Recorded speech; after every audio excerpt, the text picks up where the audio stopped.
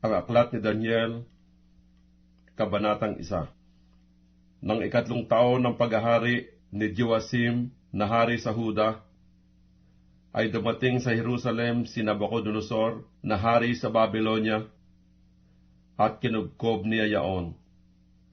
At ibinigay ng Panginoon sa kanyang kamay si Joasim na hari sa Huda, 10 ng bahagi ng mga kasangkapan ng bahay ng Diyos. At ang mga yaoy dinala niya sa lupain ng Sinar sa bahay ng kanyang Diyos, at ipinasok niya ang mga kasangkapan sa silid ng kayamanan ng kanyang Diyos. At ang hari ay nagsalita kay Aspenaz, na puno ng kanyang mga bating, na siya'y magdala ng ilan sa mga anak ni Israel sa makatudbagay sa lahing hari at sa mga mahal na tao, mga binatang walang kapintasan, kundi may mabubuting bikas at matatalino sa lahat na karunungan at bihasa sa kaalaman at nakakaunawa ng dunong, at may ganyang kakayahan na makatayo sa palasyo ng hari, at kanyang tuturuan sila ng turo at wika ng mga Kaldeo. At ipinagtakda ng hari sila ng bahagi sa araw sa pagkain ng hari at sa alak na kanyang iniinom. At sila'y kakandilihin na 3 taon, upang sa wakas niya ay mga katayo sila sa harap ng hari. Na sa mga ito nga, sa mga anak ni Huda, si Daniel, si Ananias, si Misael, at si Asarias. At pinangalan sila ng pangulo ng mga bating. Kay Daniel ang ipinangalan ay Belteshazzar, at kay Ananias ay Shadrach, at kay Misael ay Misak, at kay Asarias ay Abednego. Ngunit pinasihan ni Daniel sa kanyang puso na siya hindi magpapakahamak sa pagkain ng hari o sa alak man na kanyang iniinom. Kaya't kanyang hiniling sa pangulo ng mga bating na siya'y huwag mapahamak.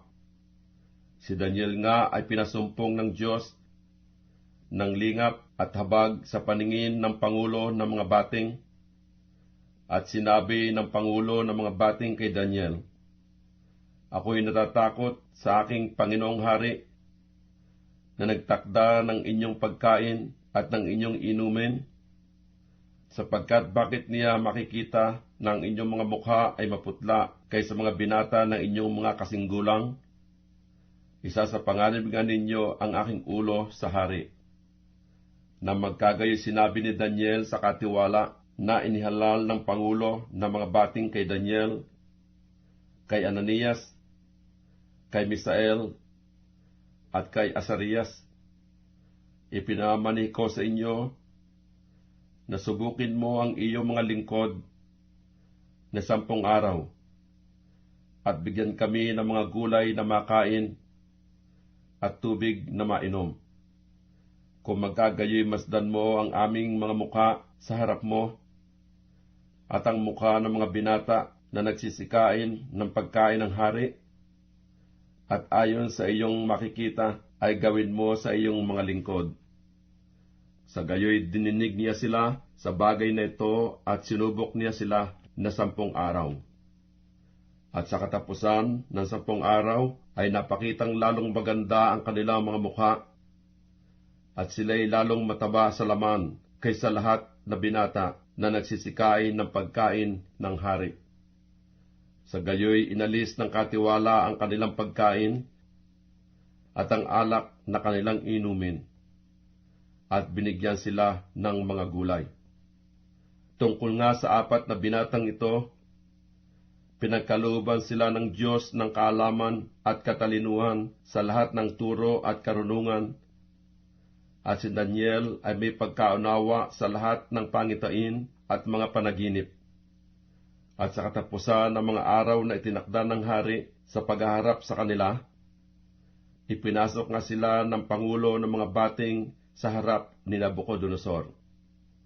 at ang hari ay nakapagsalitaan sa kanila, at sa kanilang lahat ay walang nasumpungang gaya ni Daniel, ni Ananias, ni Misael, at ni Azarias, kaya't sila'y nanganatili sa harap ng hari. At sa bawat bagay ng karunungan at unawa na inusisa ng hari sa kanila, nasumpungan niya silang makasampung mainam kaysa lahat ng mahiko at mga engkantador na nangasa kaniyang buong kaharian. At si Daniel ay namalagi hanggang sa unang taon ng Haring Ciro. Daniel, Kabanatang 2. At nang ikalawang taon ng paghahari ni Nabucodonosor, ay nanaginip si Nabucodonosor ng mga panaginip. At ang kaniyang espiritu ay nabagabag, at siya'y napukaw sa pagkakatulog. Nang magkagayoy ipinatawag ng hari ang mga mahiko, at ang mga engkantador, at ang mga manghuhula, at ang mga kaldeyo, upang saysayin sa hari ang kaniyang mga panaginip. Sa gayoy, nagsipasok sila, at sila'y nagsiharap sa hari. At sinabi ng hari sa kanila, Ako'y nanaginip ng isang panaginip, at ang aking espiritu ay nabagabag upang maalaman ang panaginip. Na magkagayoy nagsalita ang mga kaldeyo sa harap sa wikang Syria.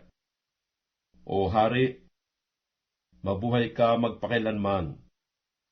Saysayin mo sa iyong mga lingkod ang panaginip, at aming ipaliliwanag ang kahulugan. Ang hari ay sumagot, at nagsabi sa mga kaldeyo, Ang bagay ay nawala sa akin, kung di ninyo ipaliliwanag sa akin ang panaginip at ang kahulugan niyaon, kayo'y pagpuputol-putulin, at ang inyong mga bahay ay gagawing dumihan. Ngunit kung inyong ipaliwanag ang panaginip at ang kahulugan niyaon, kayo'y magsisitanggap sa akin ng mga kaloob at mga kagantihan at dakilang karangalan. Kaya't ipaliwanag ninyo sa akin ang panaginip at ang kahulugan niyaon.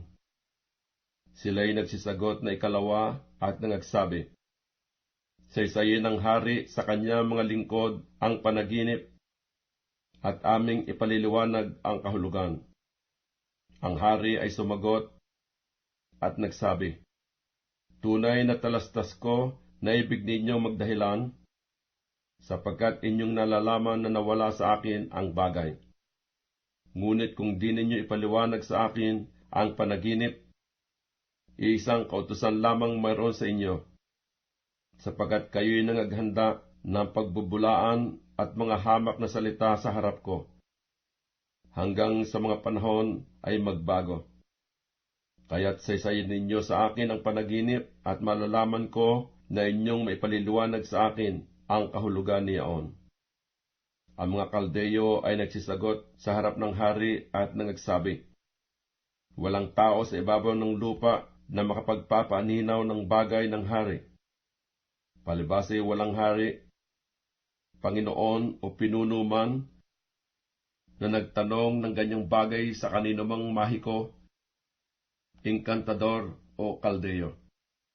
At isang mahirap na bagay ang inuusisa ng hari, at walang ibang makapagpapaninaw sa harap ng hari, liban ang mga Diyos ng tahanan ay hindi kasama ng tao. Dahil sa bagay na ito, ang hari ay nagalit at totoong nag-alab sa galit, at nag-utos na lipulin ang lahat na pantas na tao sa Babylonia. Sa gayoy itinanyag ang pasya, at ang mga pantas na tao ay papatayin. At hinanap nila si Daniel at ang kanyang mga kasama upang patayin. Nang magkagayoy nagbalik ng sagot si Daniel na may payo at kabaitan kay Aryok na punong kawal ng bantay ng hari, na lumabas upang patayin ang mga pantas na tao sa Babylonia. Siya ay sumagot at nagsabi kay Aryok na punong kawal ng hari, Bakit ang pasya ay totoong madalian mula sa hari? Na magkagayoy ipinatalastas ni Aryok ang bagay kay Daniel. At si Daniel ay pumasok at humiling sa hari na takdaan siya ng panahon at kanyang ipaaninaw sa hari ang kahulugan. Nang magkagayoy naparoon si Daniel sa kanyang bahay at ipinaalam ang bagay kay Ananias, kay Misael at kay Azarias na kanyang mga kasama, upang sila'y magsipagnais ng kaawaan sa Diyos ng langit tungkol sa lihim na ito, upang si Daniel at ang kanyang mga kasama ay hindi mga matay na kasama ng ibang mga pantas na tao sa Babylonia. Nang magkagayoy nahayag ang lihim kay Daniel sa isang pangitain sa gabi. Nang magkagayoy pinuri ni Daniel ang Diyos sa langit. Si Daniel ay sumagot at nagsabi, "Purihin ang pangalan ng Diyos magpakilanman, sapagkat ang karunungan at kapangyarihan ay Kanya. At Kanyang binabago ang mga panahon at mga kapanahunan. Siya'y nag-aalis ng mga hari at naglalagay ng mga hari. Siya'y nagbibigay ng karunungan sa marunong at kaalaman sa makakaalam ng unawa. Siya'y naghahayag ng malalim at lihim na mga bagay. Kanyang nalalaman kung ano ang nasa kadiliman, at ang liwanag ay tumatahang kasama niya. Pinasasalamatan kita at pinupuri kita, o ikaw na Diyos ng aking mga magulang, na siyang nagbigay sa akin ng karunungan at lakas, at nagpatalastas ngayon sa akin ng ninais namin sa iyo, sapagkat iyong ipinaalam sa amin ang bagay ng hari." Kaya't pinasok ni Daniel si Aryok na siyang inihalal ng hari na lipulin ang mga pantas na tao sa Babylonia. Siya'y naparoon at nagsabi sa kanya ng ganito, "Huwag mong lipulin ang mga pantas na tao sa Babylonia. Dalhin mo ako sa harap ng hari at aking ipaaninaw sa hari ang kahulugan." Nang magkagayoy dinalang madali ni Aryok si Daniel sa harap ng hari at nagsabing ganito sa kanya, "Ako'y nakasumpong na isang lalaki sa mga anak na nangabihag sa Huda na magpapaaninaw sa hari ng kahulugan." Ang hari ay sumagot at nagsabi kay Daniel na ang pangalan ay Beltsasar, "Maipapaaninaw mo baga sa akin ang panaginip na aking nakita at ang kahulugan niyaon?" Si Daniel ay sumagot sa harap ng hari at nagsabi, "Ang lihim na itinatanong ng hari ay hindi maipaaninaw sa hari kahit ng mga pantas na tao, na mga engkantador, na mga mahikuman o na mga manghuhulaman. Ngunit may isang Diyos sa langit na nag-ahayag ng mga lihim, at siyang nagpapaaninaw sa Haring Nabucodonosor kung ano ang mangyayari sa mga huling araw. Ang iyong panaginip at ang pangitain ng iyong ulo sa iyong higaan ay ang mga ito. Tungkol sa iyo, o hari, ang iyong mga pag-iisip ay dumating sa iyo sa iyong higaan. Kung ano ang mangyayari sa panahong darating, at siya na naghahayag ng mga lihim ay ipinaaninaw sa iyo kung ano ang mangyayari. Ngunit tungkol sa akin, ang lihim na ito ay hindi nahayag sa akin ang dahil sa anumang karunungan na tinamukong higit kaysa sinumang may buhay, kundi upang maipaaninaw sa hari ang kahulugan at upang iyong maalaman ang mga pag-iisip ng iyong puso. Ikaw, o hari, nakakita at narito ang isang malaking larawan. Ang larawang ito na makapangyarihan at ang kanyang kakinangan ay mainam, ay tumayo sa harap mo, at ang anyo niya ay kakilakilabot. Tungkol sa larawang ito, ang kanyang ulo ay dalisay na ginto, at ang kanyang dibdib at ang kanyang mga bisig ay pilak. Ang kanyang tiyan at ang kanyang mga hita ay tanso. Ang kanyang mga binti ay bakal, Ang kanyang mga paay isang bahagi ay bakal, at isang bahagi ay putik na luto. Iyong tinitingnan hanggang sa may natinag na isang bato, hindi na mga kamay, na tumama sa larawan sa kanyang mga paang bakal at putik na luto, at mga diaoy binasag, na magkagayoy ang bakal, ang putik na luto, ang tanso, ang pilak, at ang ginto ay nagkaputol-putol na magkakasama, at naging parang dayami sa mga giikan sa tag-araw, at tinangay ng hangin na walang dakong kasumpungan sa mga yaon, at ang bato na tumama sa larawan ay naging malaking bundok, at pinuno ang buong lupa. Ito ang panaginip, at aming sasaysayin ang kahulugan ni Aon sa harap ng hari. Ikaw, o hari, ay ang hari ng mga hari, na pinagbigyan ng Diyos sa langit ng kaharian, ng kapangyarihan at ng kalakasan, at ng kalwalatian. At alinmang tinatahanan ng mga anak ng mga tao, ng mga hayop sa parang at ng mga ibon sa himpapawid, ay ibinigay sa iyong kamay, at pinapagpuno ka sa kanilang lahat. Ikaw ang ulo na ginto. At pagkatapos mo ay babangon ang ibang kaharian na mababa sa iyo, at ang ibang ikatlong kaharian na tanso na magpupuno sa buong lupa. At ang ikaapat na kaharian ay magiging matibay na parang bakal, palibhasa ang bakal ay nakadudurog at nakapagpapasuko ng lahat ng bagay. At kung paanong dinidikdik ng bakal ang lahat ng ito, siya'y magkakaputol-putol at madidikdik. At yamang iyong nakita na ang mga paa at mga daliri, ang isang bahagi ay putik na luto ng magpapalyok, at ang isang bahagi ay bakal, ay magiging kahariang hati. Ngunit magkakaroon yaon ng kalakasan ng bakal. Yamang iyong nakita na ang bakal ay nahahalo sa putik na luto.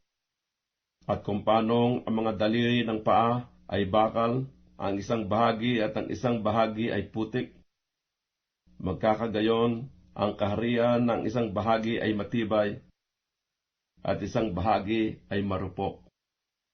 At yamang iyong nakita na ang bakal ay nahaluan ng putik na luto, sila'y magkakahalo ng lahi ng mga tao, ngunit hindi sila magkakalakipan, gaya ng bakal na hindi lumalakip sa putik.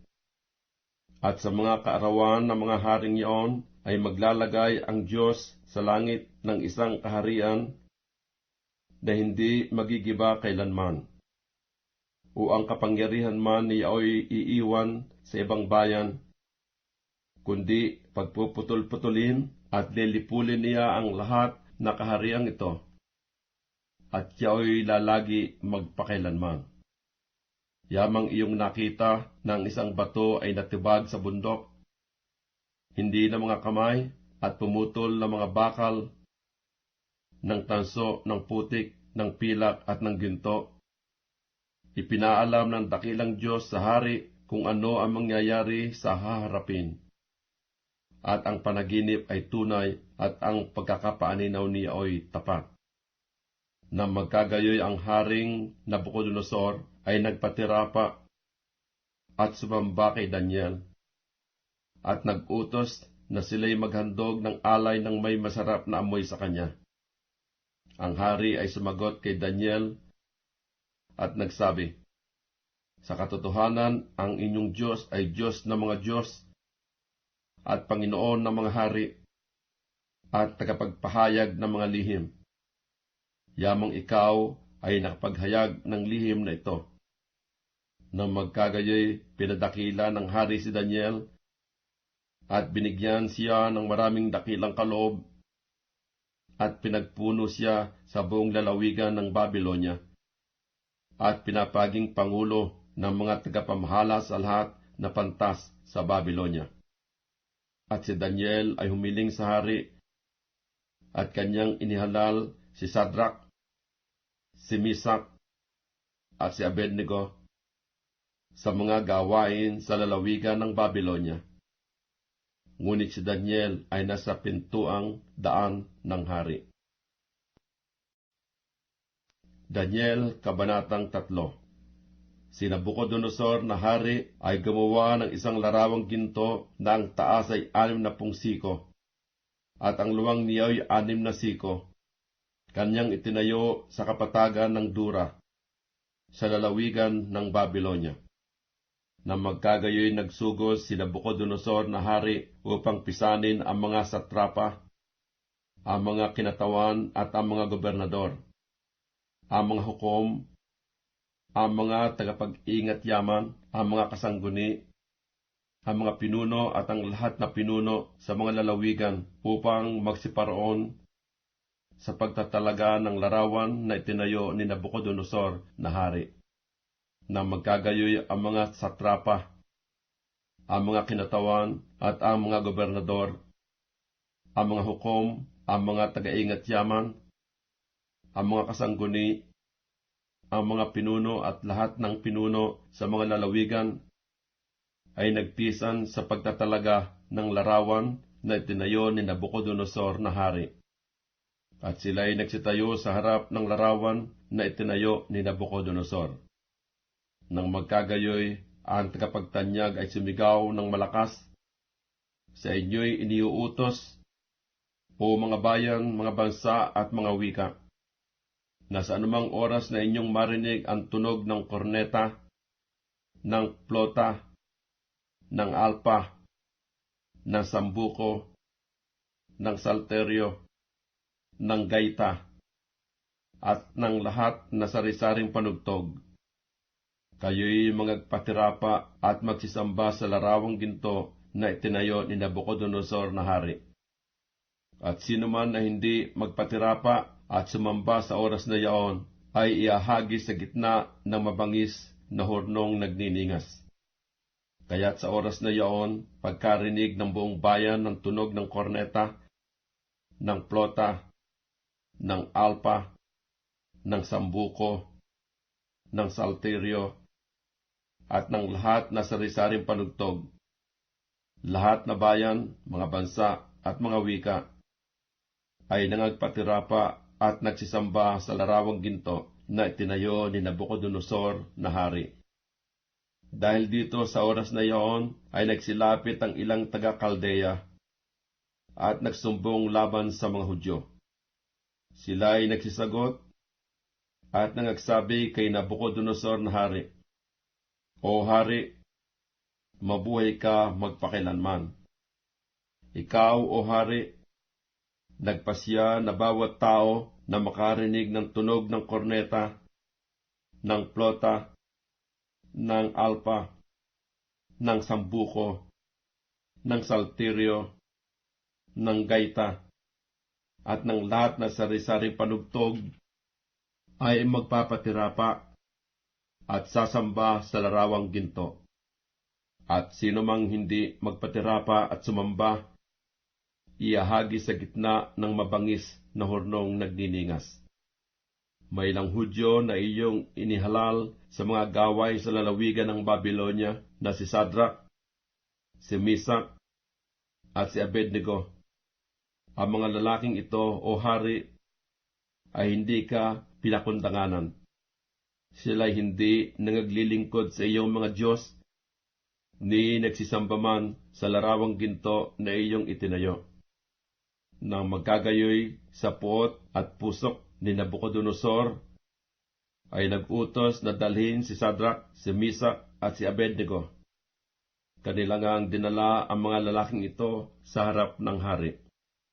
Si Nabucodonosor ay sumagot at nagsabi sa kanila, "Sinasadya nga ba ninyo, o Sadrak, Misak, at Abednego, na kayo'y hindi mangaglilingkod sa aking Diyos, ni magsisisamba man sa larawang ginto na aking itinayo? Kung kayo nga'y magsihanda sa panahong inyong marinig ang tunog ng korneta, ng plota, ng alpa, ng sambuko, ng salteryo, ng gaita at ng lahat na sirisaring panugtog, na mangagpatirapa at magsisamba sa larawan na aking ginawa. Mabuti. Ngunit kung kayo'y hindi magsisamba, kayo'y ihahagis sa oras ding yaon sa gitna ng mabangis na hornong nagdiningas. At sinong Diyos ang magliligtas sa inyo sa aking kamay? Si Sadrak, si Mesak, at si Abednego ay nagsisagot at nangagsabi sa hari, O Nabucodonosor, kami ay walang kailangan na magsisagot sa iyo sa bagay na ito. Narito ang aming Diyos na aming pinaglilingkuran ay makapagliligtas sa amin sa mabangis na hornong nagniningas, at ililigtas niya kami sa iyong kamay, o hari. Ngunit kung hindi, talastasin mo, o hari, na hindi kami mangaglilingkod sa iyong mga Diyos, at magsisisamba man sa larawang ginto na iyong itinayo, na magkagayoy na puspos ng kapusukan si Nabucodonosor, at ang anyo ng kanyang mukha ay nagbago laban kay Sadrak, kay Mesak at kay Abednego. Kaya't siya'y nagsalita at nagutos na kanilang painitin ang hurno ng makapito na higit kaysa dating pag-iinit. At kaniyang inutusan ang ilang malakas na lalaki na nangasa kaniyang hukbo na gapusin si Sadrak, si Mesak, at si Abednego, at sila'y ihagis sa mabangis na hornong nagniningas. Na magkagayoy ang mga lalaking ito'y tinalian na may mga suot, may tunika, at may balabal, at may kanilang ibang mga kasuutan, at sila'y inihagis sa gitna ng mabangis na hornong nagniningas. Sapagkat ang utos ng hari ay madalian, at ang horno ay totoong mainit. Napatay ng liyab ng apoy ang mga lalaking yaon na nagsibuhat kay Sadrak, kay Mesak, at kay Abednego. At ang tatlong lalaking ito, si Sadrak, si Mesak, at si Abednego, ay nagsibagsak na nagagapos sa gitna ng mabangis na hornong nagniningas. Na magkagayoy si Nabucodonosor na hari ay nagtaka at tumindig na madali. Siya'y nagsalita at nagsabi sa kanyang mga kasangguni, Di baga ang ating inihagis ay 3 gapos na lalaki sa gitna ng apoy? Sila'y nagsisagot at nangagsabi sa hari, Totoo, o hari. Siya'y sumagot at nagsabi, Narito, aking nakikita ay 4 na lalaki na hindi gapos na nagsisilakad sa gitna ng apoy. At sila'y walang paso, at ang anyo ng ika-4 ay kawangis ng isang anak ng mga Diyos. Nang magkagayoy lumapit si Nabucodonosor sa bunganga ng mabangis na hornong nagdiningas, siya'y nagsalita at nagsabi, Sadrak, Mesak, at Abednego, kayong mga lingkod ng kataas-taasang Diyos, kayo'y magsilabas at magsiparito. Nang magkagayoy si Sadrak, si Mesak, at si Abednego ay nagsilabas mula sa gitna ng apoy. At ang mga satrapa, ang mga kinatawan at ang mga gobernador, at ang mga kasangguni ng hari na nangagkakapisan ay nakakita sa mga lalaking ito na ang apoy ay hindi tumalab sa kanilang mga katawan, ni ang mga bukman ng kanilang mga ulo ay nasunog, ni ang kanilang mga suot ay nabago, ni nag-amoy-apoy man sila. Si Nabucodonosor ay nagsalita at nagsabi, Purihin ang Diyos ni Sadrak, ni Mesak at ni Abednego, na nagsugo sa kanyang anghel at nagligtas sa kanyang mga lingkod na nagsisitiwala sa kanya, at binago ang salita ng hari, at ibinigay ang kanilang mga katawan upang sila'y hindi maglingkod ni sumamba sa kaninumang Diyos, liban sa kanilang sariling Diyos. Kaya't nagpapasya ko sa bawat bayan, bansa at wika na magsalita ng anumang kapulaan laban sa Diyos ni Sadrak, ni Misak at ni Abednego, pagpuputol-putulin, at ang kanilang mga bahay ay gagawing dumihan, sapagkat walang ibang Diyos na makapagliligtas ng ganitong paraan. Nang magkagayoy, pinaginhawa ng hari si Sadrak, si Misak at si Abednego sa lalawigan ng Babylonia. Daniel, Kabanatang 4. Si Nabucodonosor na hari sa lahat na bayan, bansa at wika na nagsisitahan sa buong lupa, kapayapaay managana sa inyo. Inaakala kong mabuti na ipahayag ang mga tanda at mga kababalaghan na ginawa sa akin ng kataas-taasang Diyos. Kay dakila ang kanyang mga tanda, at pagka makapangyarihan ng kanyang mga kababalaghan. Ang kanyang kaharian ay walang hanggang kaharian, at ang kanyang kapangyarihan ay sa salit-saling lahi. Akong si Nabucodonosor ay nagpapahinga sa aking bahay, at guminhawa sa aking palasyo. Ako'y nakakita ng isang pangitain na tumakot sa akin, at ang pag-iisip ko sa aking higaan at ang mga pangitain na sumaaking ulo ay buwabagabag sa akin. Kaya't nagpasiya ko na iharap sa akin ang lahat na pantas sa Babylonia, upang kanilang maipaninaw sa akin ang kahulugan ng panaginip. Nang magkagayoy nagsidating ang mga mahiko, ang mga engkantador, ang mga kaldeyo, at ang mga manghuhula, at isinaysay ko ang panaginip sa harap nila. Ngunit hindi nila maipaninaw sa akin ang kahulugan niyaon. Ngunit sa kahuli-huli ay dumating sa harap ko si Daniel, ng pangalay Beltsasar, ayon sa pangalan ng aking Diyos, at siyang kinaroroonan ng Espiritu ng mga banal na Diyos, at aking isinaysay ang panaginip sa harap niya, na aking sinasabi, O Beltsasar, na pangulo ng mga mahiko, sapagkat talastas ko na ang Espiritu ng mga banal na Diyos ay sumasa iyo, at walang lihim na buwabagabag sa iyo. Isaysay mo sa akin ang mga pangitain ng aking panaginip na aking nakita, at ang kahulugan niyaon. Ganito ang mga pangitain ng aking ulo sa aking higaan. Ako'y tumitingin, at narito ang isang punong kahoy sa gitna ng lupa, at ang taas niya ay dikawasa. Ang punong kahoy ay lumaki at tumibay, at ang taas niya ay umaabot hanggang sa langit, at ang tanaw niyaon hanggang sa wakas ng buong lupa. Ang mga dahon niya ay magaganda, at ang bunga niya ay marami, at pagkain sa lahat.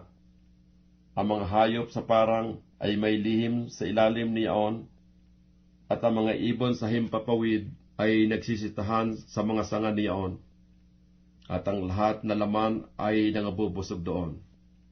May nakita ko sa mga pangitain ng aking ulo sa aking higaan, at narito, isang bantay at isang banal ay buwaba mula sa langit.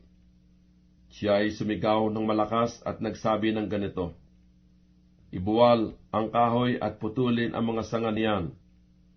Lagasin ang mga dahon niyan, at isambulat ang mga bunga niyan. Paalisin ang mga hayop sa ilalim niyan, at ang mga ibon sa mga sanga niyan. Gayon may inyong iwan ang tuod ng kanyang mga ugat sa lupa, na magkatali ng bakal at tanso, sa murang damo sa parang, at bayaang mabasa siya ng hamog ng langit, at makasalo siya ng mga hayop sa damo sa lupa. Bayaang ang kanyang puso na pusong tao ay mapalitan, at ang puso ng hayop ay mabigay sa kanya, at mangyaring makapito sa kanya. Ang hatol ay sa pamagitan ng pasya ng mga bantay, at ang utos ay sa pamagitan ng salita ng mga banal, upang makilala ng mga buhay na ang kataas-taasan ay nagpupuno sa kaharian ng mga tao, at ibinibigay niya ito sa kaninumang kaniyang ibigin, at itinataas niya sa kanya ang pinakamababa sa mga tao. Akong si Nabucodonosor na hari ay nakakita ng panaginip na ito, at ikaw, O Beltsasar, ipahayag ang kahulugan, sapagkat lahat na pantas sa aking kaharian ay hindi makapagpaaninaw sa akin ng kahulugan. Ngunit may paaninaw mo, sapagkat ang Espiritu ng mga banal na Diyos ay sumasa iyo. Nang magkagayo si Daniel ng pangalay Beltsasar, natigilang sandali at binagabag siya ng kanyang mga pag-iisip. Ang hari ay sumagot at nagsabi, Beltsasar, huwag kang bagabagin ng panaginip. Unang kahulugan. Si Beltsasar ay sumagot at nagsabi, Panginoon ko, ang panaginip ay mangyari nawa sa napupuot sa iyo, at ang kahulugan niya ay mangyari nawa sa iyong mga kaaway. Ang punong kahoy na iyong nakita na tumutubo at tumitibay na ang taas ay umaabot sa langit, at ang tanaw niya ay sa buong lupa, na mga dahoy magaganda, at ang bunga niya ay marami, at pagkain sa lahat ng lilim ay tinatahanan ng mga hayop sa parang, at ang kanyang mga sangay dinadapuan ng mga ibon sa himpapawid. Ay ikaw, O hari, na lumalaki at nagiging malakas, sapagkat ang iyong kadakilaan ay lumaki at umaabot hanggang sa langit, at ang iyong kapangyarihan ay hanggang sa wakas ng lupa. At yamang nakita ng hari ang isang bantay at isang banal na bumababa mula sa langit, at nagsabi, Ibuwal ninyo ang punong kahoy, at inyong lipulin. Gayon may itira ninyo ang tuod ng mga ugat niyaon sa lupa, na magkatali ng bakal at tanso, sa murang damo sa parang, at bayaang mabasa siya ng hamog ng langit, at makasalo siya ng mga hayop sa parang, hanggang sa mangyari sa kanya na makapito. Ito ang kahulugan o hari, at siyang pasya ng kataas-taasan na sumapit sa aking Panginoon na hari, na ikaw ay mahihiwalay sa mga tao, at ang iyong tahanan ay mapapasama sa mga hayop sa parang, at ikaw ay pakakanin ng damo na gaya ng mga baka, at mababasa ka ng hamog ng langit, at makapitong mangyayari sa iyo, hanggang sa iyong maalaman na ang kataas-taasan ay nagpupuno sa kaharian ng mga tao, at nagbibigay niyaon sa kaninumang ibigin niya. At yamang kanilang iniutos na iwan ang tuod ng mga ugat ng kahoy, ang iyong kaharian ay tunay na magiging iyo, pagkatapos na iyong maalaman na mga langit ay nagpupuno. Kaya't, O hari, tanggapin mo ang aking payo, at lansagin mo ng katuwiran ang iyong mga kasalanan, at ng pagpapakita ng kaawaan sa dukha ang iyong katampalasanan. Baka sakaling ikatibay ng iyong katiwasayan. Sa lahat ng ito'y sumapit sa haring Nabucodonosor.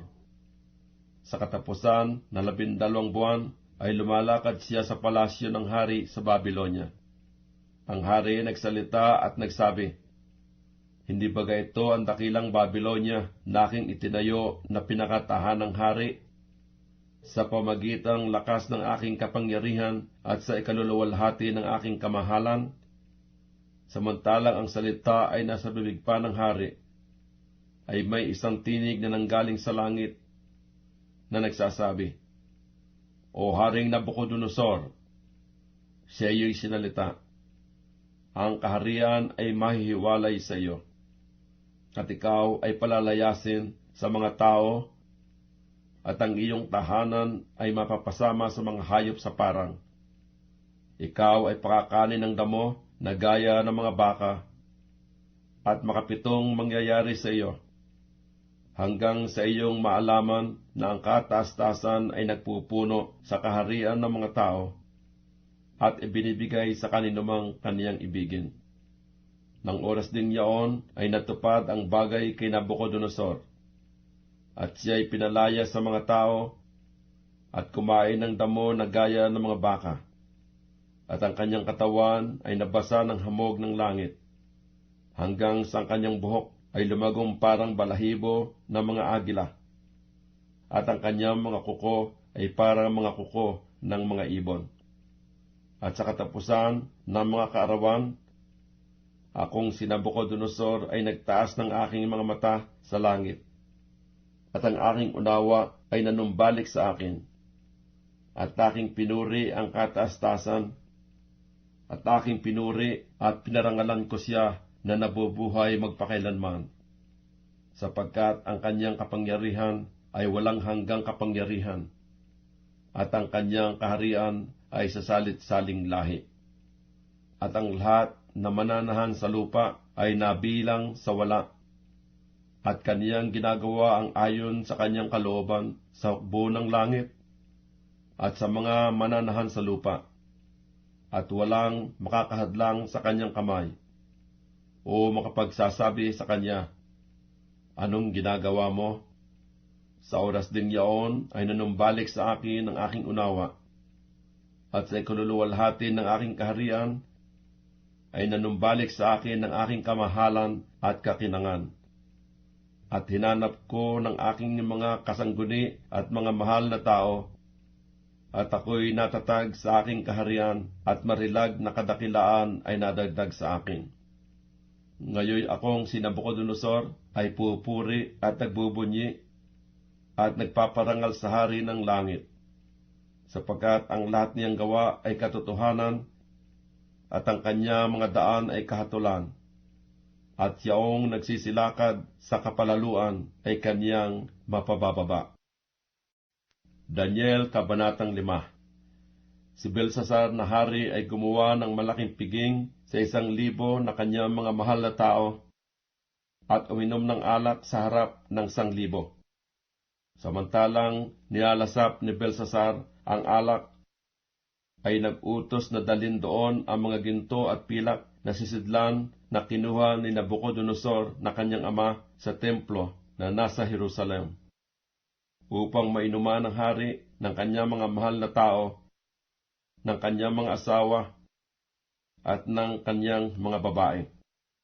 Nang magkagayoy dinala nila ang mga gintong sisidlan na kinuha sa templo ng bahay ng Diyos na nasa Jerusalem, at ininuman ng hari at ng kanyang mga mahal na tao, at ng kanyang mga asawa at ng kanyang mga babae.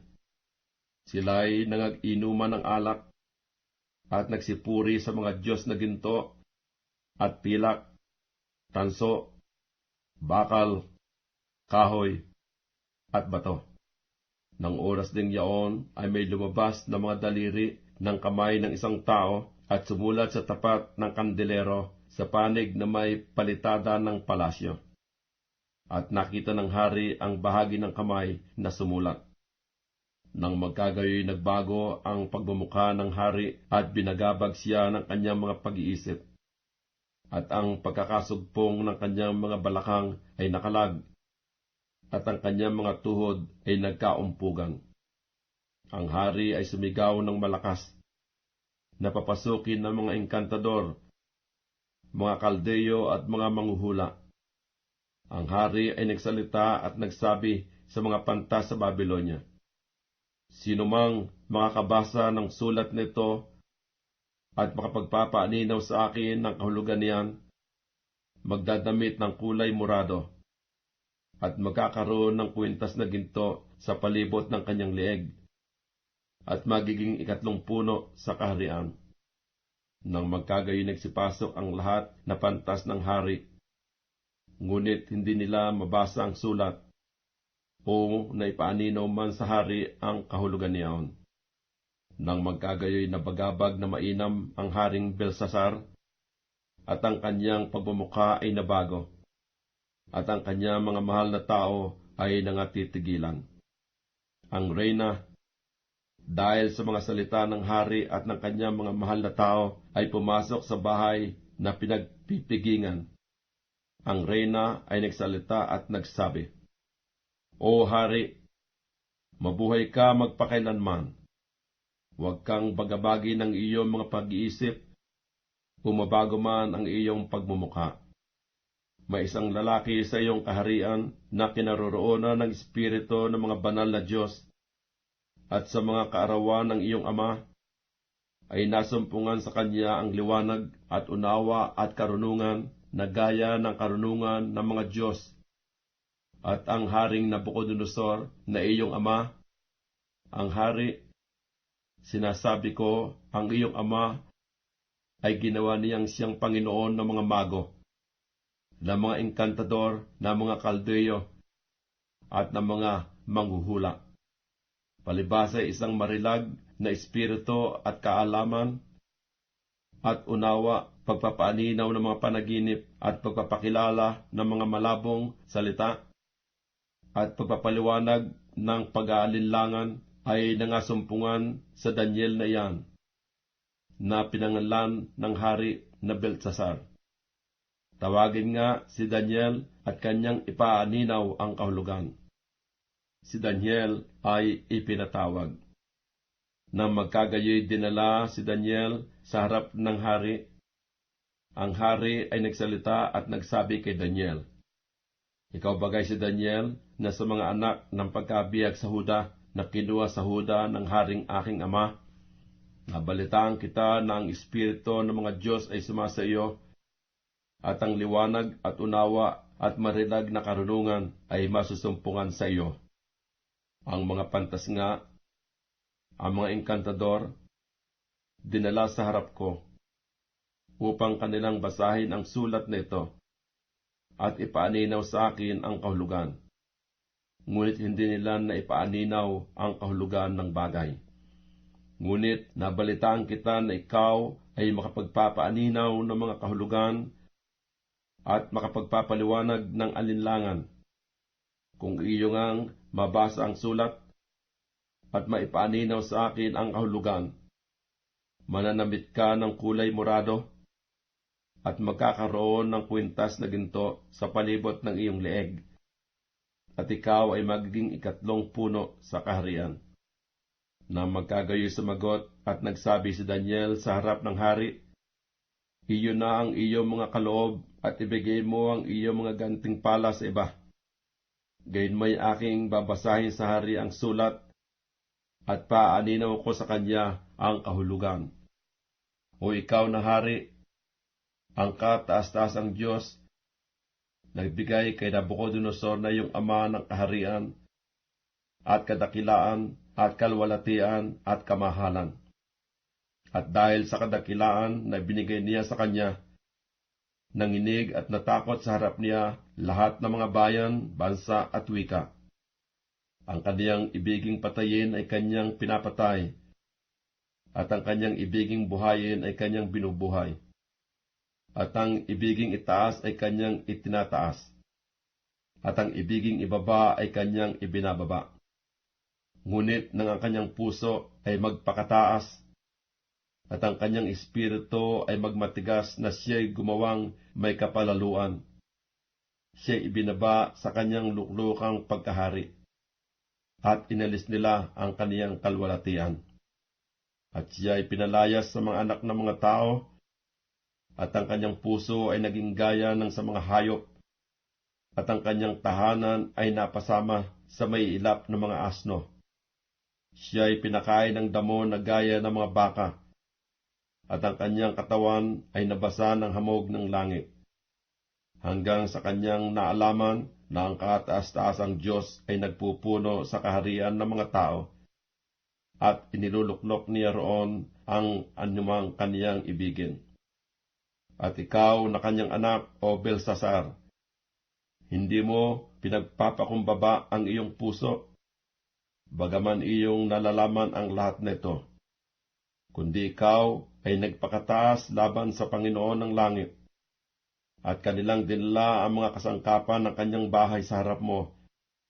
At ikaw at ang iyong mga mahal na tao, ang iyong mga asawa at ang iyong mga babae, ay nagsiinom ng alak sa mga yaon, at iyong pinuri ang mga Diyos na pilak, at ginto, tanso, bakal, kahoy at bato, na hindi nakakakita, o nakakarinig man, o nakakaalaman, at ang Diyos na kinaroroonan ng iyong hininga at kinaroroonan ng lahat na iyong lakad, hindi mo niluwalhati, na magkagayoy ang bahagi nga ng kamay ay sinugo mula sa harap niya, at ang sulat na ito'y nalagda. At ito ang sulat na nalagda: Mene, Mene, Tekel, Upharsin. Ito ang kahulugan ng bagay. Mene, binilang ng Diyos ang iyong kaharian at niwakasan. Tekel, ikaw ay tinimbang sa timbangan, at ikaw ay nasumpungang kulang. Peres, ang iyong kaharian ay hinati at ibinigay sa mga taga-Media at taga-Persya. Na magkagayoy nag-utos si Belsasar, at pinanamit nila si Daniel ng kulay morado, at nilagyan ng kwintas na ginto sa palibot ng liig niya, at nagtanyag tungkol sa kanya na siya 3 puno sa kaharian. Nang gabing yaon ay napatay si Belsasar na hari ng mga taga-Kaldea, at tinanggap ni Dario na taga-Media ang kaharian, na nooy 62 taon ang gulang niya. Daniel, Kabanatang 6. Minagaling ni Dario na maglagay sa kaharian ng 120 satrapa na doroon sa buong kaharian, at sa kanila'y 3 pangulo na si Daniel ay isa, upang ang mga satrapang ito ay magbigay alam sa kanila, at upang ang hari ay huwag magkaroon ng kapanganiban.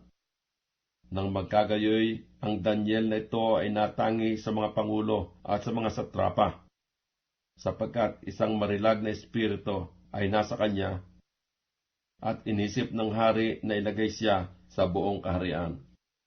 Nang magkagayoy, ang mga pangulo at ang mga satrapa ay nagsihanap ng maisusumbong laban kay Daniel tungkol sa kaharian. Ngunit hindi sila makakasumpong ng anumang kadahilanan, ni kakulangan man palibasay tapat siya. Walang anumang kamalian ni kakulangang nasumpungan sa kanya.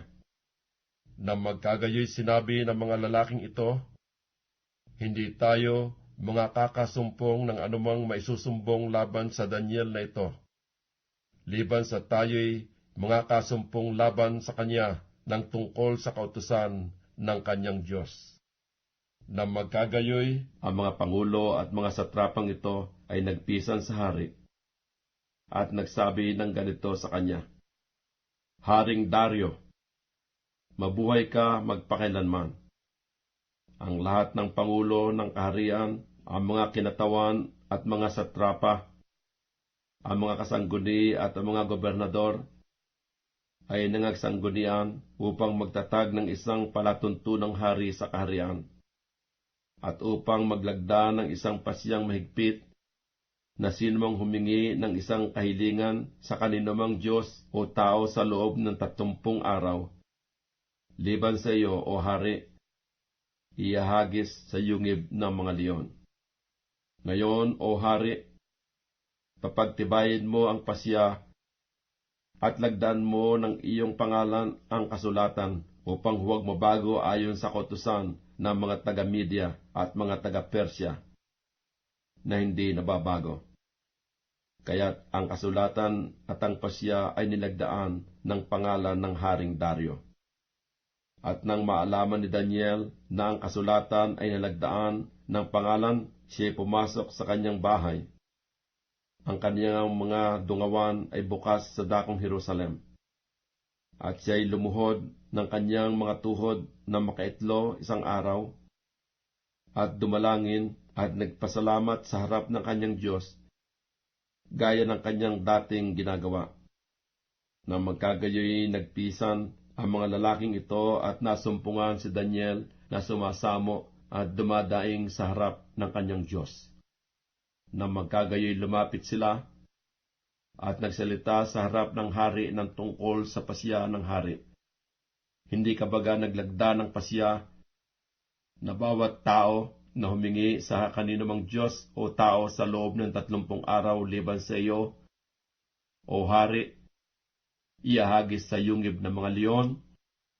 Ang hari ay sumagot at nagsabi, ang bagay ay tunay ayon sa kautusan ng mga taga-Media at mga taga-Persya na hindi nababago. Nang magkagayoy, nagsisagot sila at nagsabi sa harap ng hari, ang Daniel na yaon na sa mga anak na nangabihag sa Huda, hindi ka pinakundanganan o hari, o ang pasyaman na iyong nilagdaan ng pangalan, kundi dumadalangin na makaitlo sa isang araw. Nang marinig nga ng hari ang mga salitang ito, na manglaw na mainam, at inilagak ang kanyang puso kay Daniel, upang iligtas siya, at kanyang pinagsikapan hanggang sa paglubog ng araw na iligtas siya. Nang magkagayoy, nagpisan ang mga lalaking ito sa hari at nagsabi sa hari, talastasin mo, o hari, na isang kautusan ng mga taga-Media at ng mga taga-Persya na walang pasya o palatuntunan man na pinagtitibay ng hari na mababago. Nang magkagayoy, nag-utos ang hari at kanilang dinala si Daniel at inihagis siya sa yungib ng mga leon. Ang hari nga ay nagsalita at nagsabi kay Daniel, ang iyong Diyos na pinaglilingkuran mong palagi ay siyang magliligtas sa iyo. At isang bato ay dinala at inilagay sa bunganga ng yungib, at tinatakan ng hari ng kanyang singsing na panatak, at ng singsing na panatak ng kanyang mga mahal na tao, upang walang anumang bagay ay mababago tungkol kay Daniel. Nang magkagayi, umuwi ang hari sa kanyang palasyo, at nagparaan ng buong gabi na nag-aayuno, at wala kahit panugtog ng tugtugin na dinala sa harap niya, at kaniyang pag-aantok ay nawala.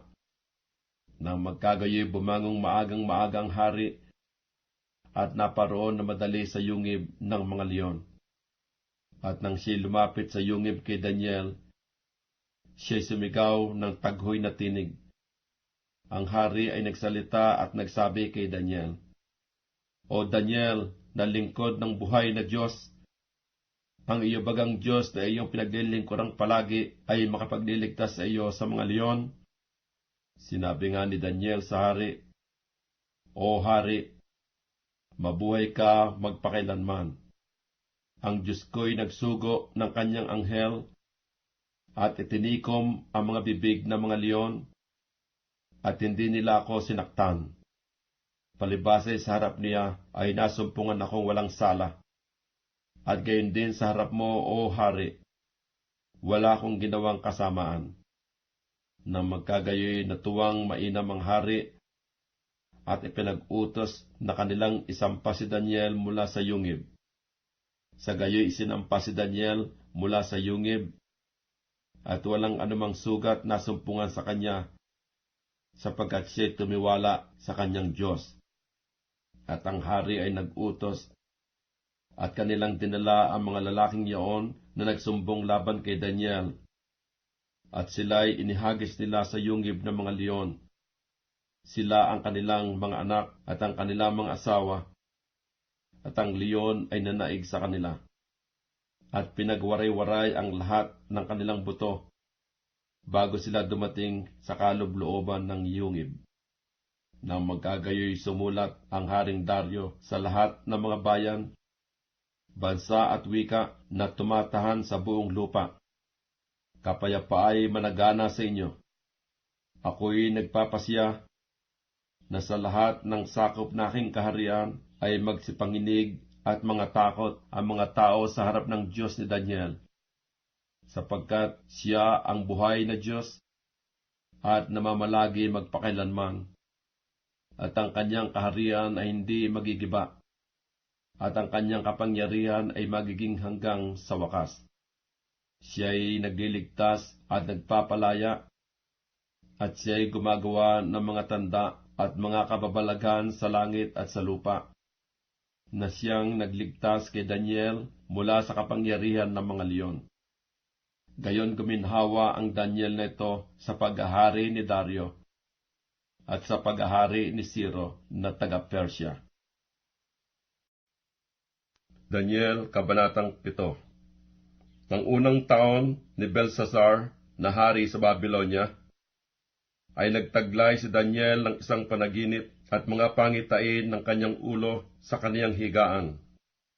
Nang magkagayoy kanyang isinulat ang panaginip at isinaysay ang kabuuan ng mga bagay. Si Daniel ay nagsalita at nagsabi, "May nakita ko sa aking pangitain sa kinagabihan, at narito, ang apat na hangin ng langit ay nagsisihihip sa malaking dagat, at apat na malaking hayop na magkakaiba ay nagsiahon mula sa dagat. Ang unay gaya ng leon, at may mga pakpak ng agila. Aking minasdan hanggang sa ang mga pakpak niya ay nahugot, at ito'y nataas mula sa lupa, at pinatayo sa dalawang paa na gaya ng isang tao, at puso ng tao ang nabigay sa kanya. At narito, ang ibang hayop na ikalawa na gaya ng isang oso, at lumitaw sa isang tagiliran, at 3 tadyang ana sa kanyang bibig sa pagitan ng kanyang mga ngipin. At sinabi ng mga ito ang ganito sa kanya, "Bumangon ka, manakmal ka ng maraming laman." Pagkatapos nito'y tumingin ako at narito ang iba, gaya ng isang leopardo, na mayroon sa likod niyaon na 4 na pakpak ng ibon. Ang hayop ay mayroon din namang 4 na ulo, at binigyan siya ng kapangyarihan. Pagkatapos nito'y may nakita ko sa pangitain sa gabi, at narito ang ika-4 na hayop, kakilakilabot at makapangyarihan, at totoong malakas, at may malaking mga ngiping bakal, nananakmal at lumuluray, at niyuyurakan ng kanyang mga paa ang nalabi. At kaiba sa lahat na hayop na una sa kanya, at siya'y may 10 sungay.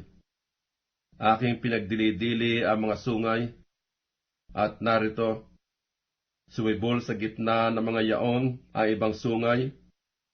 Isang munti na sa harap niya ay 3 sa mga unang sungay ay nabunot sa mga ugat.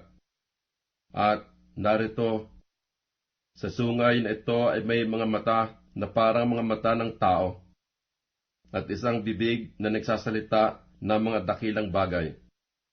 Aking minasdan hanggang sa mga luklukan ay nangaglagay, at isa na matanda sa mga araw ay nakaupo. Ang kanyang suot maputing parang nyebe, at ang buhok ng kanyang ulo ay parang taganas na lana. Ang kanyang luklukan ay mga liyab na apoy, at ang mga gulong niyaon ay nagniningas na apoy. Isang mabangis na sigalbo ay lumabas at nagmula sa harap niya. Mga libo-libo ang naglilingkod sa kanya, at maka10,000 na 10,000 ang nagsitayo sa harap niya. Ang kahatulan ay nalagda at ang mga aklat ay nangabuksan. Ako'y tumingin ng oras na yaon dahil sa tinig ng mga dakilang salita na sinalita ng sungay.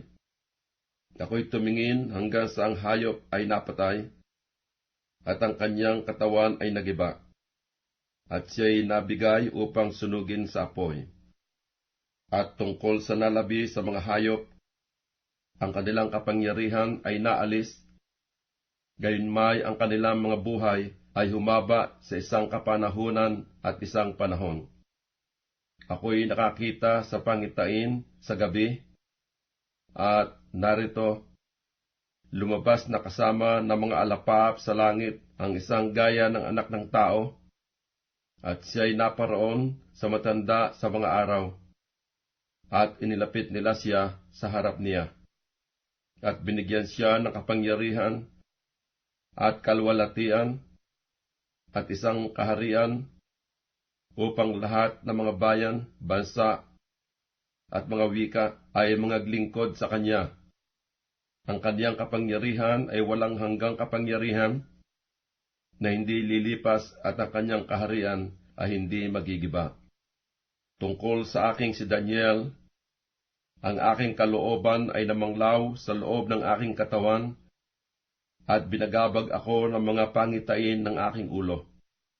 Ako'y lumapit sa isa sa kanila na nakatayo at itinanong ko sa kanya ang katotohanan tungkol sa lahat na ito.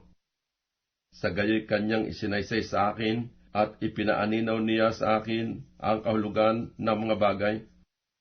Ang mga dakilang hayop na ito na apat ay apat na hari na magbabangon sa lupa. Ngunit ang mga banal ng kataas-taasan ay magsisitanggap ng kaharian at aariin ang kaharian magpakailanman, sa makatudbagay magpakailan-kailanman. Nang magkagayoy ninasa akong maalaman ang katotohanan tungkol sa ikapat na hayop, na kaiba sa lahat ng yaon na totoong kakilakilabot, na mga ngipin ay bakal, at ang mga kuko ay tanso, na nananakmal, lumuluray, at niyuyurakan ng kanyang mga paa ang nalabi. At tungkol sa 10 sungay na nanga sa kanyang ulo, at sa isa na sumibol, at sa harap niya ay nabuwal ang 3 sa makatudbagay yaong sungay na may mga mata, at bibig na nagsalita ng dakilang mga bagay na ang anyo ay lalong dakila kaysa kanyang mga kasama. Ako'y tumingin, at ang sungay ding yaon ay nakipagdigma sa mga banal at nanaig laban sa kanila. Hanggang sa ang matanda sa mga araw ay dumating, at ang kahatulan ay binigay sa mga banal ng kataas-taasan, at ang panahoy dumating na inari ng mga banal ang kaharian. Ganito ang sabi niya, ang ika-4 na hayop ay magiging ika-4 na kaharian sa ibabaw ng lupa, na magiging kaiba sa lahat ng kaharian, at sasakmalin ang buong lupa, at yuyurakan at pagluluray-lurayin. At tungkol sa 10 sungay, mula sa kahariang ito ay 10 hari ang babangon, at ang isa'y babagong kasunod nila, at siya'y magiging kaiba kaysa mga una, at kanyang ibabagsak ay 3 hari. At siya'y magbabadya ng mga salita laban sa kataas-taasan, at lilipulin niya ang mga banal na kataas-taasan, at kanyang iisiping baguhin ang panahon at ang kautusan, at sila'y mga bibigay sa kanyang kamay hanggang sa isang panahon, at mga panahon at kalahati ng isang panahon. Ngunit ang kahatulan ay matatatag, at kanilang aalisin ang kanyang kapangyarihan, upang patayin at ibuwal hanggang sa wakas. At ang kaharian at ang kapangyarihan, at ang kadakilaan ng mga kaharian sa silong ng buong langit, mabibigay sa bayan ng mga banal ng kataas-taasan. Ang kaniyang kaharian ay walang hanggang kaharian, at ang lahat na kapangyarihan ay maglilingkod at tatalima sa kanya. Narito ang wakas ng bagay tungkol sa akin si Daniel, ay binabagabag akong mabuti ng aking mga pag-iisip, at ang aking pagmumukha ay nabago, ngunit iningatan ko ang bagay sa aking puso.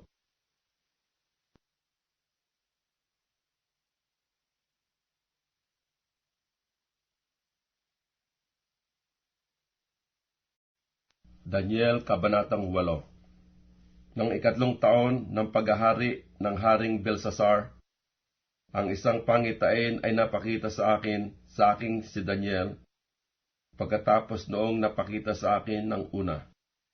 At ako'y may nakita sa pangitain, nangyari nga na ng aking makita, nasa susan ako sa palasyo, na nasa lalawigan ng Ilam. At ako'y minakita sa pangitain, at ako'y nasa tabi ng ilog Ulay. Na magkagayoy itiningin ko ang aking mga mata, at ako'y minakita at narito, Tumayo sa harap ng ilog ang isang lalaking tupa na may 2 sungay, at ang 2 sungay ay mataas, ngunit ang isa'y lalong mataas kaysa isa, at ang lalong mataas ay tumaas na huli. Aking nakita ang lalaking tupa na nanunudlong sa dakong kalunuran, at sa dakong hilagaan, at sa dakong timugan, at walang hayop na makatayo sa harap niya, ni wala sinuman na makapagligtas mula sa kanyang kamay, kundi kaniyang ginawa ang ayon sa kanyang kalooban at nagmalaking mainam. At habang aking ginugunita, narito, isang kambing na lalaki ay nagmula sa kalunuran sa ibabaw ng buong lupa, at hindi sumayad sa lupa, at ang lalaking kambing ay may nakagitaw na sungay sa pagitan ng kanyang mga mata. At siya ay naparoon sa lalaking tupa na may 2 sungay na aking nakitang nakatayo sa harap ng ilog, at tinakbo niya siya sa kabangisan ng kanyang kapangyarihan. At aking nakitang siya'y lumapit sa lalaking tupa, at siya'y nakilos ng pagkagalit laban sa kanya, at sinaktan ang tupa at binali ang kanyang 2 sungay. At ang lalaking tupa ay walang kapangyarihan makatayo sa harap niya, kundi kanyang ibinuwal sa lupa, at kanyang niyapakan siya, at walang makapagligtas sa lalaking tupa mula sa kanyang kamay. At ang lalaking kambing ay nagmalaking mainam, at nang siya'y lumakas, ang malaking sungay ay nabali, at kahalili niya ay lumitaw ang 4 na marangal na sungay sa dako ng 4 na hangin ng langit. At mula sa isa sa mga yaon ay lumitaw ang isang maliit na sungay na dumakilang totoo sa dakong timugan, at sa dakong silanganan, at sa dakong maluwalhating lupain, at lumaking mainam hanggang sa hukbo sa langit, at ang ilan sa hukbo at sa mga bituin ay iwinaksi sa lupa, at mga niyapakan ni Yaon. Oo, nagmalaki hanggang sa prinsipe ng hukbo, at inalis niya sa kanya ang palaging handog na susunugin, at ang dako ng kanyang santuaryo ay ibinagsak. At ang hukbo ay nabigay sa kanya na kasama ng palaging handog na susunugin dahil sa pagsalansang, at kaniyang iniwaksi ang katotohanan sa lupa, at gumawa ng kanyang maibigan at guminhawa. Nang magkagayoy narinig ko ang isang banal na nagsalita, at ibang banal ay nagsabi sa isang yaon na nagsalita, hanggang kailan magtatagal ang pangitain tungkol sa palaging handog na susunugin, at ang pagsalansang na sumisira, upang magbigay ng santuaryo at ng hukbo upang mayapakan ng paa? At sinabi niya sa akin, hanggang sa 2,300 na hapon at umaga, kung magkagayoy malilinis ang santuaryo. At nangyari nang ako, sa makatudbagay akong si Daniel, ay makakita ng pangitain na aking pinagsikapang maunawaan, at narito, nakatayo sa harap ko ang isang kawangis ng isang tao. At narinig ko ang tinig ng isang tao sa pagitan ng mga pangpang ng ulay na tumatawag at nagsasabi, Gabriel, ipaaninaw mo sa taong ito ang pangitain. Sa gayoy lumapit siya sa kinatatayuan ko, at nang siya'y lumapit, ako'y natakot at napasubasob. Ngunit sinabi niya sa akin, talastasin mo, o anak ng tao, sapagkat ang pangitain ay ukol sa panahon ng kawakasan. Samantalang siya nga'y nagsasalita sa akin, ako'y nagupiling sa isang mahimbing na pagkakatulog na padapa. Ngunit hinipo niya ako at itinayo ako. At kanyang sinabi, narito aking ipaaninaw sa iyo kung ano ang mangyayari sa huling panahon ng pagkagalit, sapagkat ukol sa takdang panahon ng kawakasan. ang lalaking tupa na iyong nakita na may 2 sungay, ang mga yaon ang mga hari sa Media at Persya.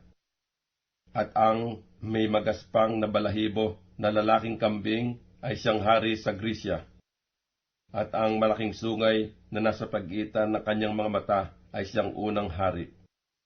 At tungkol sa nabali sa dakong tinayuan ng 4, ay 4 na kaharian ang magsisibangon mula sa bansa, ngunit hindi sa pamagitan ng kanyang kapangyarihan. At sa huling panahon ng kanyang kaharian, pagka ang mananalansang ay nagsidating sa kapuspusan, isang hari ay babangon na may mabagsik na pagmumukha at nakaunawa ng malabong salita. At ang kaniyang kapangyarihan ay magiging dakila, ngunit hindi sa pamagitan ng kanyang sariling kapangyarihan, at siya'y lilipol na kamangha-mangha at giginhawa, at gagawa ng kanyang maibigan, at kanyang lilipulin ang mga makapangyarihan at ang banal na bayan. At sa kanyang paraan ay kanyang palulusugin ang pagdaraya sa kanyang kamay, at siya'y magmamalaki ng kanyang loob, at sa kanilang ikatitiwasay ay papatay ng marami. Siya'y tatayo rin laban sa prinsipe ng mga prinsipe, ngunit siya'y mabubuwal hindi ng kamay. At ang pangitain sa mga hapon at mga umaga na nasaysay ay tunay, ngunit ilihim mo ang pangitain, sapagkat ukol sa maraming araw na darating. At akong si Daniel ay nanglupaypay at nagkasakit na ilang araw. Nang magkagayoy ako'y nagbangon at ginawa ko ang mga gawain ng hari, at ako'y natigilan sa pangitain, ngunit walang nakakaunawa. Daniel, Kabanatang 9. Nang unang taon ni Dario na anak ni Asuero sa lahi ng mga taga-Media, na ginawang hari sa kaharian ng mga taga-Kaldeya. Nang unang taon ng kaniyang paghahari, akong si Daniel ay nakaunawa sa pamagitan ng mga aklat ng bilang ng mga taon na sinalita ng Panginoon kay Jeremias na propeta, dahil sa pagkaganap ng pagkasira ng Jerusalem, 70 taon. At aking itiningin ang aking mukha sa Panginoong Diyos upang humanap sa pamagitan ng panalangin at ng mga samo, ng pag-aayuno at pananamit ng magaspang, at ng mga abo. At ako'y nanalangin sa Panginoon kong Diyos, at ako'y nagpahayag ng kasalanan, at nagsabi, O Panginoon, Diyos na dakila at kakilakilabot, na nag-iingat ng tipan at kaawaan sa nagsisiibig sa iyo at nag-iingat ng iyong mga utos. Kami ay nangagkasala at nangag-asal ng kasuwailan, at nagsigawang may kasamaan, at nangaghimagsik sa makatudbagay, nagsitalikod sa iyong mga utos at sa iyong mga kahatulan, na hindi man kami nangakinig sa iyong mga lingkod na mga propeta, na nangagsalita sa iyong pangalan sa aming mga hari, sa aming mga prinsipe at sa aming mga magulang, at sa buong bayan ng lupain. O Panginoon, katuwiray ukol sa iyo, ngunit sa amin ay pagkagulo ng mukha gaya sa araw na ito, sa mga tao ng Huda, at sa mga nananahan sa Jerusalem at sa buong Israel, na malapit at malayo, sa lahat na lupain na iyong pinagtabuyan dahil sa kanilang pagsalansang sa kanilang isinilangsang laban sa iyo. O Panginoon, sa amin nauukol ang pagkagulo ng muka, sa aming mga hari, sa aming mga prinsipe at sa aming mga magulang, sapagkat kami ay nangagkasala laban sa iyo. Sa Panginoon naming Diyos, ukol ang kaawaan at kapatawaran, sapagkat kami ay nangaghimagsik laban sa Kanya. Na hindi man namin tinalima ang tinig ng Panginoon naming Diyos, upang lumakad ng ayon sa Kanyang mga kautusan, na Kanyang inilagay sa harap namin sa pamagitan ng Kanyang mga lingkod na propeta. Oo, buong Israel ay sumalansang ng iyong kautusan sa pagtalikod upang huwag nilang talimahin ang iyong tinig. Kaya't ang sumpa ay nabuhos sa amin, at ang sumpa na nakasulat sa kautusan ni Moises na lingkod ng Diyos, sapagkat kami ay nangagkasala laban sa Kanya.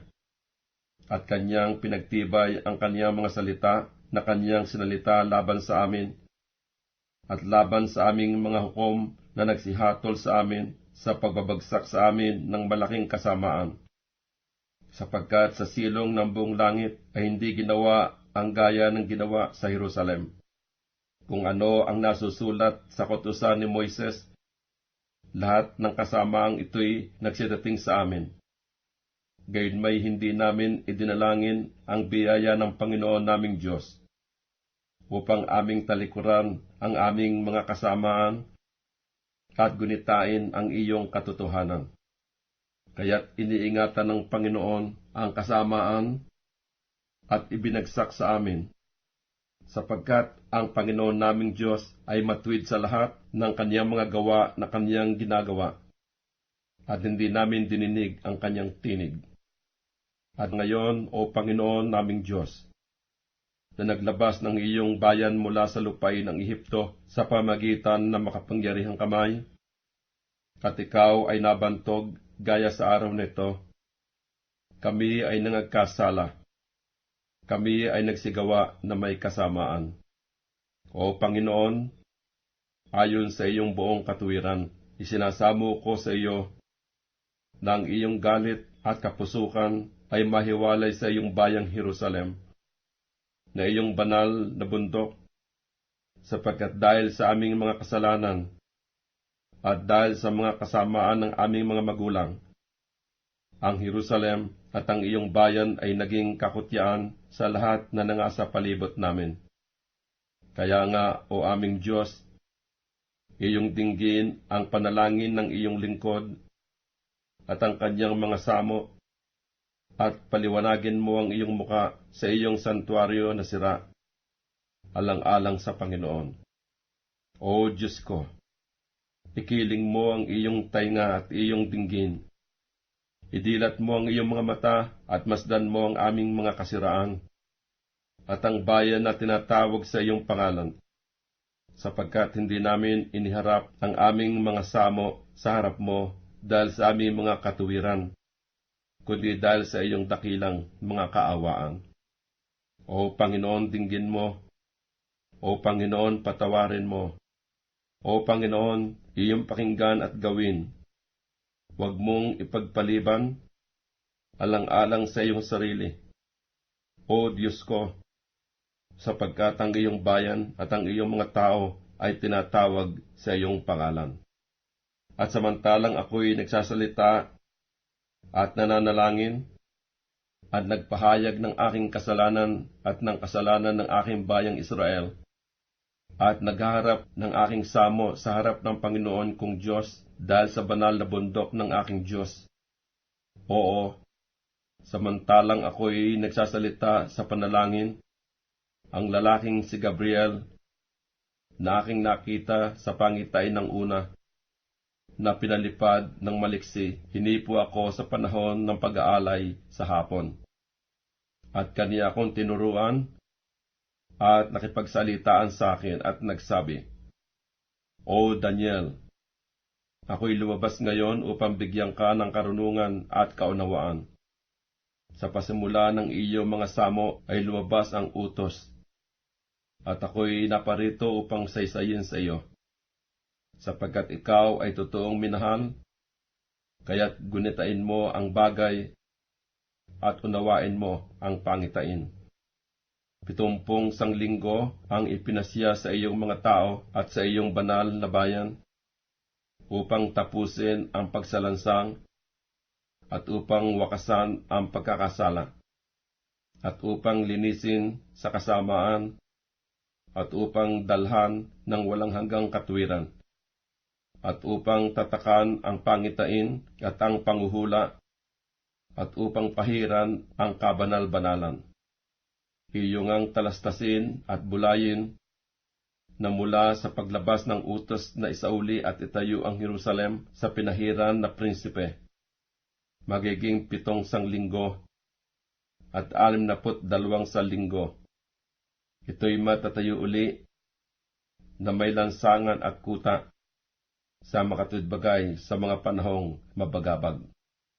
At pagkatapos ng 62 sanglinggo, mahihiwalay ang pinahiran at mawawalan ng anuman, at gigibain ang bayan at ang santuaryo ng mga tao ng prinsipeng darating.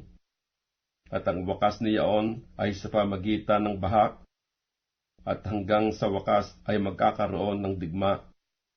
Mga pagkasira ay ipinasya na, at pagtitibayin niya ang tipan sa marami sa isang sanglinggo, at sa kalahati ng sanlinggo ay kaniyang ipatitigil ang hain at ang alay.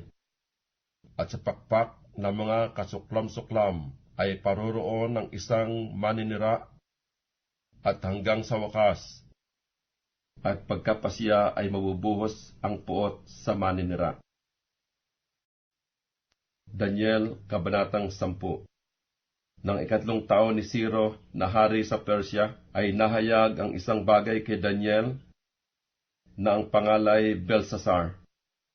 At ang bagay ay tunay sa makatwidbagay isang malaking pakikipagbaka. At kanyang naunawa ang bagay at nagkaroon ng unawa tungkol sa pangitain.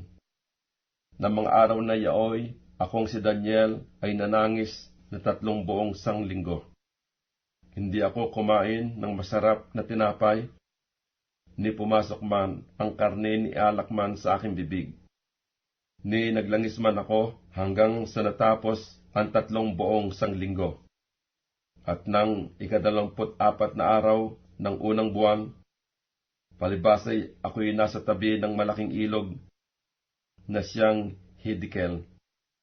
Aking itiningin ang aking mga mata at tumanaw, at narito ang isang lalaki na nakapanamit ng kayong lino, na mga balakang ay binikkisan ng taganas na ginto sa upas. Ang kaniyang katawan naman ay gaya ng berilo, at ang kaniyang mukha ay gaya ng anyo ng kidlat, at ang kaniyang mga mata ay gaya ng mga liwanag ng apoy, at ang kaniyang mga kamay at ang kaniyang mga paa ay gaya ng kulay ng pinakintab na tanso, at ang tinig ng kaniyang mga salita ay gaya ng tinig ng isang karamihan. At akong si Daniel ang nakakitang mag-isa ng pangitaing yaon, sapagkat ang mga lalaki na kasama ko ay hindi nakakita ng pangitain, kundi sa kanila ang isang di kawasang panginginig, at sila'y nagsitakas upang magsikubli. Sa gayoy iniwan ako mag-isa at nakakita nitong dakilang pangitain, at nawalan ako ng lakas, sapagkat ang aking kagandahan ay umuwi sa kasiraan at walang nanatiling lakas sa akin.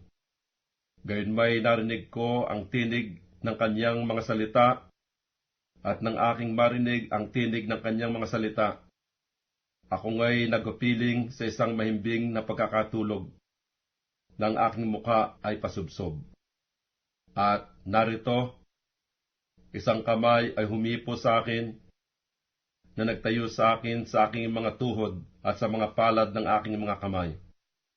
At sinabi niya sa akin, O Daniel, ikaw na lalaking minamahal na mainam, unawain mo ang mga salita na aking sinalita sa iyo, at tumayo kang matuwid, sapagkat sa iyo'y sinugo ako ngayon, at nang kaniyang masalita ang salitang ito sa akin, ako'y tumayo na nanginginig. Na magkagayoy sinabi niya sa akin, Huwag kang matakot, Daniel, sapagkat mula ng unang araw na iyong ilagak ang iyong puso na makaunawa at magpakababa sa harap ng iyong Diyos, ang iyong mga salita ay dininig, at ako'y naparito alang-alang sa iyong mga salita. Ngunit ang prinsipe ng kaharian ng Persya ay nakipagpunyagi sa akin na 21 araw. Ngunit narito, si Miguel ay isa sa mga punong prinsipe. Dumating upang tulungan ako, at ako'y natira doon na kasama ng mga hari sa Persya. Ngayon naparito ako upang ipatalastas sa iyo kung ano ang mangyayari sa iyong bayan sa mga huling araw. Sapagkat ang pangitain ay ukol sa maraming mga araw pa. At nang kanyang masalita sa akin ang ayon sa mga salitang ito, ay aking itinungo ang aking muka sa lupa at ako'y napipi. At narito, isang gaya ng kahawig na mga anak ng mga tao ay humipo ng aking mga labi. Nang magkagayoy ibinuka ko ang aking bibig, at ako'y nagsalita at nagsabi, O Panginoon ko, dahil sa pangitain ay nagbalik sa akin ang aking mga kapanglawan, at hindi na natili sa akin ang lakas. Sapagkat paanong makikipag-usap ang lingkod nitong aking Panginoon sa Panginoon kung ito? Sapagkat tungkol sa akin ay biglang nawalan ako ng lakas, ni may naiwan mang hininga sa akin. Na magkagayoy hinipo uli ako roon ng isa na kamukha ng tao, at kanyang pinalakas ako. At kanyang sinabi, O taong minamahal na mainam, huwag kang matakot, kapayapaan ang sumaiyo. Magpakalakas ka, oo, magpakalakas ka. At nang siya magsalita sa akin, ako'y tumakas at nagsabi, Magsalita ang aking Panginoon sapagkat iyong pinalakas ako. Na magkagayoy sinabi niya, Talastas mo baga kung bakit ako'y naparito sa iyo? At ngayon babalik ako upang makipaglaban sa prinsipe sa Persya. At pagka ako'y lumabas, narito ang prinsipe sa Grisya ay darating. Ngunit aking sasaysayin sa iyo ang nakasulat sa kasulatan ng katotohanan. At walang sino mang tutulong sa akin laban sa mga ito, kundi si Miguel na inyong prinsipe. Daniel, Kabanatang 11. At tungkol sa akin, ng unang taon ni Dario na taga-Media, ako'y tumayo upang patibayin at palakasin siya. At ngayon aking ipatatalastas sa iyo ang katotohanan.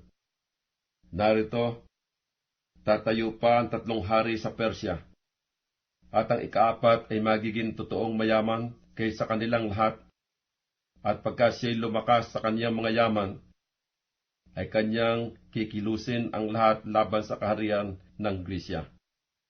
At isang makapangyarihang hari ay tatayo na magpupuno na may malaking kapangyarihan at gagawa ng ayon sa kanyang kalooban. At pagka tatayo siya ay magigiba ang kanyang kaharian at mababahagi sa 4 na hangin ng langit. Ngunit hindi sa kanyang anak, ni ayon sa kanyang kapangyarihan na kanyang ipinagpuno, sapagkat ang kanyang kaharian ay mabubunot para sa mga iba bukod sa mga ito. At ang hari sa timugan ay magiging malakas, at ang isa sa kanyang mga prinsipe, at siya'y magiging malakas kaysa kanya, at magtataglay ng kapangyarihan. Ang kanyang kapangyarihan ay magiging dakilang kapangyarihan. At sa katapusan ng mga taon, sila'y magpipisan, at ang anak na babae ng hari sa timugan ay paroroon sa hari sa hilagaan upang gumawa ng pakipagkasundo. Ngunit hindi niya mapananatili ang lakas ng kanyang bisig. O siya may tatayo, o ang bisig man niya, kundi siya'y mabibigay, at yaong mga nangagdala sa kanya, at ang nanganak sa kanya, at ang nagpalakas sa kanya sa mga panahong yaon. Ngunit sa suwi ng kanyang mga ugat ay tatayo ang isa na kahalili niya na paroroon sa hukbo, at papasok sa katibayan ng hari sa hilagaan, at gagawa ng laban sa kanila at mananaig. At gayon din ang kanilang mga Diyos, 10 ng kanilang mga larawang binubo, at ng kanilang mga mainam na sisidlan na pilak at ginto ay dadalhing samsam sa Ehipto. At siya'y magluluwat na ilang taon kay sa hari sa hilagaan. At siya'y paruroon sa kaharian ng hari sa timugan. Ngunit siya'y babalik sa kanyang sariling lupain. At ang kanyang mga anak ay makipagdigma at mapipisan ng isang karamihang malaking hukbo na magpapatuloy at aabot at lalagpas. At sila'y magsisibalik at makikipagdigma hanggang sa kanyang katibayan. At ang hari sa timugan ay makikilos ng pagkagalit at lalabas at makipaglaban sa kanya sa makatwidbagay sa hari sa hilagaan. At siya'y maglalabas ng malaking karamihan at ang karamihan ay mabibigay sa kanyang kamay. At ang karamihan ay madadala at ang kanyang puso ay magpapalalo, at siya'y magbubuwal ng libo-libo, ngunit hindi mananaig. At ang hari sa hilagaan ay babalik at maglalabas ng isang karamihan na lalong malaki kaysa una, at siya'y magpapatuloy hanggang sa wakas ng mga panahon, na mga taon na may malaking hukbo at maraming kayamanan. At sa mga panahong yaon ay maraming magsisitayo laban sa hari sa timugan. Gayon din ang mga anak na dadahas sa gitna ng iyong bayan ay magsisibangon upang itatag ang pangitain. Ngunit sila'y mga bubuan. Sa gayoy paruroon ng hari sa hilagaan, at gagawa ng isang bunton at sasakop ng isang bayan na nakukutaang mabuti. At ang pulutong ng timugan ay hindi makatatayo ni ang kaniyamang piling bayan, ni magtataglay man sila ng anumang kalakasan upang tumayo. Ngunit ang dumarating laban sa kanya ay gagawa ng ayon sa sariling kalooban, at walang tatayo sa harap niya, at siya'y tatayo sa maluwalhating lupain, at sa kanyang kamay ang paglipol. At kanyang itatanaw ang kanyang mukha upang pumaroon na kasama ng lakas ng kanyang buong kaharian, at ng mga tapat na kasama niya. At siya'y gagawa ng mga yaon, at ibibigay niya sa kanya ang anak na babae ng mga babae upang hamakin. Ngunit siya'y hindi tatayo, ni siya'y mapapasa kanyaman. Pagkatapos nito'y kanyang ipinihit ang kanyang muka sa mga pulo at sasakop ng marami. Ngunit isang prinsipe ay magpapatigil ng pagkutya niya. Oo, bukod dito'y kanyang pababalikin ang kanyang kakutyaan sa kanya. Kung magkagayoy kanyang ipinihit ang kanyang mukha sa dako ng mga kuta ng kanyang sariling lupain. Ngunit siya'y matitisod at mabubuwal at hindi masusumpungan. Kung magkagayoy, tatayo na kahalilin niya ang isa na magpaparaan ng maniningil sa kalwalhatian ng kaharian. Ngunit sa loob ng kaunting araw ay mapapahamak, na hindi sa kagalitan o sa pagbabakaman. At kahalilin niya na tatayo ang isang hamak na tao na hindi nila pinagbigyan ng karangalan ng kaharian. Ngunit siya'y darating sa panahong katiwasayan at magtatamo ng kaharian sa pamagitan ng mga daya. At sa pamagitan ng pultong nahuhugos ay mapapalis sila sa harap niya at mabubuwal. Oo, pati ng prinsipe ng tipan. At pagkatapos ng pakipagkasundo sa kanya, siya'y gagawang may karayaan, sapagkat siya'y sasampa at magiging matibay, nakasama ng isang munting bayan. Sa panahon ng katiwasayan, darating siya hanggang sa mga pinakamainam na dako ng lalawigan, at kaniyang gagawin ang hindi ginawa ng kaniyang mga magulang, o ng mga magulang ng kaniyang mga magulang. Siya'y magbabahagi sa kanila ng huli at samsam at kayamanan, Oo, siya'y hahaka ng kaniyang mga haka laban sa mga kuta hanggang sa takdang panahon. At kaniyang kikilusin ang kaniyang kapangyarihan at ang kaniyang tapang laban sa hari sa timugan na may malaking hukbo. At ang hari sa timugan ay makikipagdigma sa pakipagbaka na may totoong malaki at makapangyarihang hukbo. Ngunit hindi siya tatayo, sapagkat sila'y magsisihaka ng mga panukala laban sa kanya. Oo, silang nagsisikain ng kanyang masarap na pagkain ay siyang magpapahamak sa kanya, at ang kanyang hukbo ay mapapalis, at marami ay mabubuwal na patay. At tungkol sa dalawang haring ito, ang kanilang mga puso ay magtataglay ng kasamaan, at sila'y magsasalita ng mga kabulaanan sa isang dulang. Ngunit hindi giginhawa sapagkat ang wakas ay magiging sa panahong takda pa. Kung magkagayoy babalik siya sa kanyang lupain na may malaking kayamanan, at ang kanyang puso ay magiging laban sa banal na tipan, at siya'y gagawa ng kanyang maibigan at babalik sa kanyang sariling lupain. Sa takdang panahon ay babalik siya at papasok sa timugan, ngunit hindi magiging gaya ng una ang huli. Sapagkat mga sasakyan sa Chittim ay magsisiparoon laban sa kanya, kaya't siya'y mahahapis at babalik at magtataglay ng galit laban sa banal na tipan, at gagawa ng kanyang maibigan.